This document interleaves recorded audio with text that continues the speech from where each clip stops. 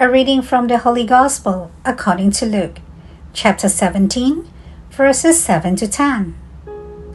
The passage is taken from the Message version of the Bible. Suppose one of you has a servant who comes in from plowing the field or tending the sheep.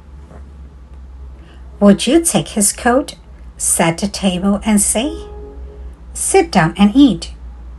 Wouldn't you be more likely to say, "Prepare dinner, change your clothes, and wait table for me until I have finished my coffee, then you go to the kitchen and have your supper"? Does the servant get special thanks for doing what's expected of him? It's the same with you. When you have done everything expected of you, be matter of fact and say, "The work is done. What we are told to do, we did." The Gospel of the Lord. Good morning. Let's listen to a short reflection according to St. Luke chapter 17 verses 7 to 10. Greatness lies in service. In today's Gospel, Jesus shares a parable unique to Luke, teaching us the essence of a life dedicated to service. Through three rhetorical questions, Jesus draws on everyday life to illustrate how we, like the servants in his parables, are called to serve without expectation of reward. He asks, which of you, with a servant plowing or tending sheep, would say, "Come at once to sit down and eat"? The answer is obvious: no one would.